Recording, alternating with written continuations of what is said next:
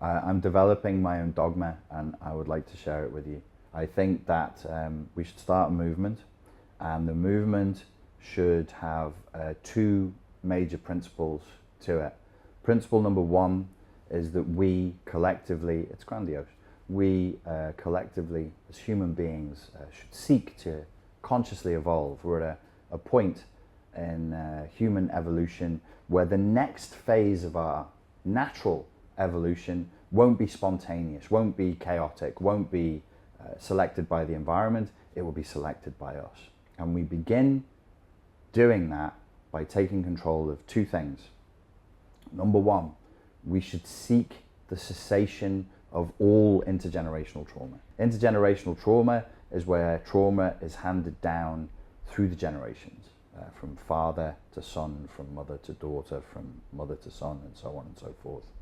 There are things that you and I say and do that are affecting our emotions, our behaviors, our perceptions of reality, our filters on reality, that could be 8, 9, 10, 12 generations deep, and it's handed on.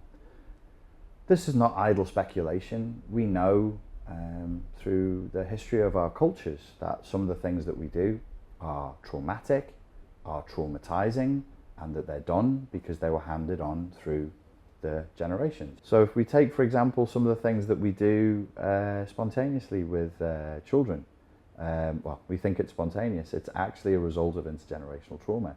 We take some of our religious and spiritual attitudes, it's a result of intergenerational trauma. Our obsession with materialism is directly as a result of intergenerational trauma that's being handed down.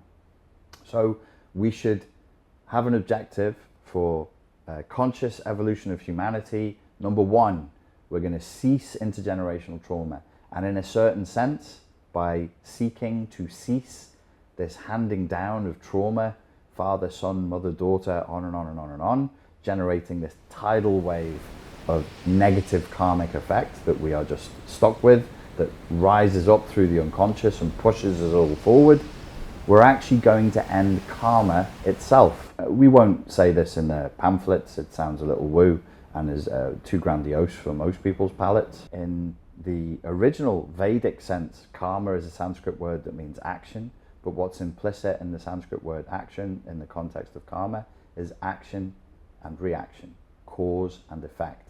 The wheel of Buddhism keeps turning. Cause, effect, cause, effect, cause, effect. Intergenerational trauma rolls down through the generations in exactly this way. And we're going to stop that wheel from turning. We're going to stop the wheel of suffering, of dukkha. We're going to stop the wheel of samsara. Very grandiose. We won't put that in the pamphlets. We'll just say, oh, we're trying to stop intergenerational trauma. But really, we're trying to stop karma. Of course, in the world to come, when intergenerational trauma has been largely reduced, there'll still be karma, but way less. Way, way less. The overwhelming weight of karma, of karmic debt, comes from trauma. It comes from pain. It comes from suffering. It comes from inflicting suffering on each other. It comes from inflicting suffering on ourselves. Who has traumatized you? Those who were traumatized. Everyone who was cut goes on to cut another 100 people. And those 100 people go on to cut another 100 more. That's the way trauma works, and that's the way intergenerational trauma works. The second objective, in order to fulfill the overarching objective of creating the scenario where we can consciously evolve as a species, is to transcend the obsession with materialism. So, number one, we're going to cease intergenerational trauma and karma, and part of the way of us doing that is going to rely on the transcendence of the material worldview. Now, materialism in this context is the way materialism is used every day, the obsession with money, with cars, with this world, worldly pleasure, pleasures of the flesh, sex and power and gratifying your body, your flesh suit, essentially. But beyond that, it's also the materialism that says you are this, you are material, you are flesh. Your flesh suit is who you are. The body is who you are. So therefore, you're stuck. You're trapped. You're trapped in time. You're trapped in flesh. You're trapped in time. You have so many years to live this life.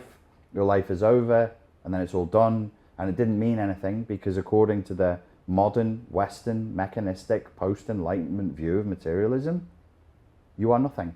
None of us are anything. It's all chaos. It's all random. It spontaneously occurred. Reality keeps, it's permutating in all of its complexity, moment by moment, second by second, because we are winning the lottery over and over again every millisecond that our molecules remain in this formation and don't just dissipate into another formation or into a formless goop. So materialism says all that.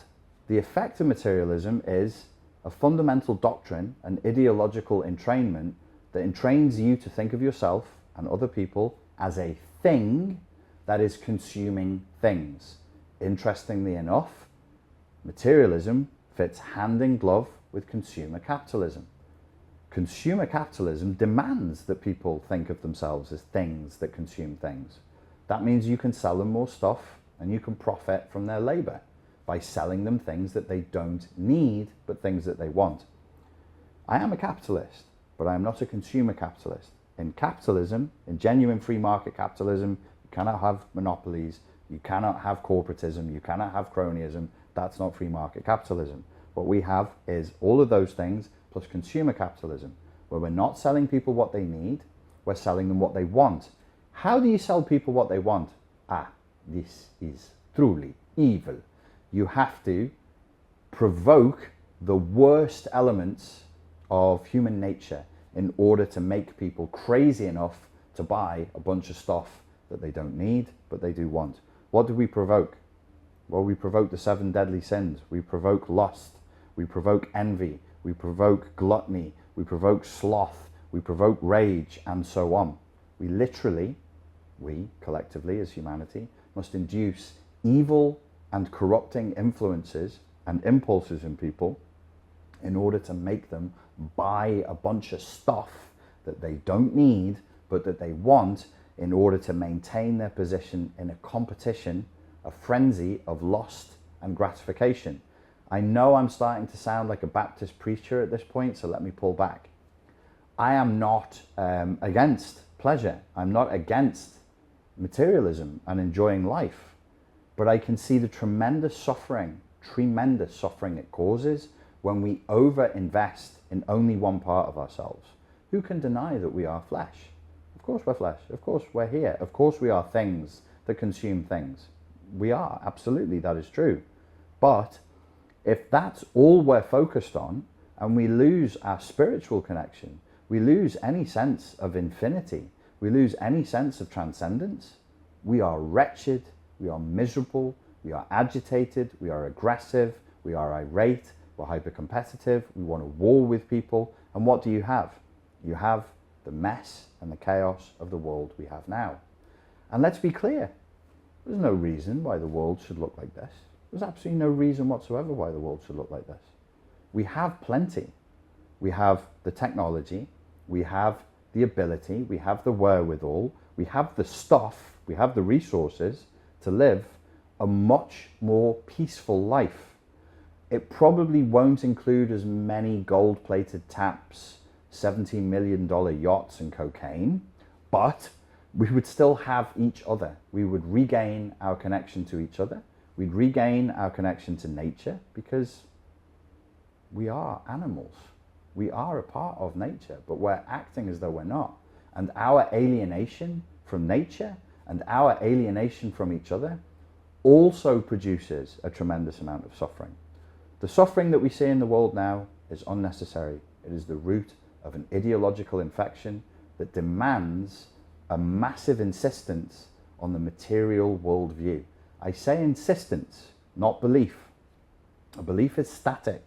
If you believe that you are material flesh, then that's it, it's a belief. This is not that. This is ideological infection, and it's an insistence.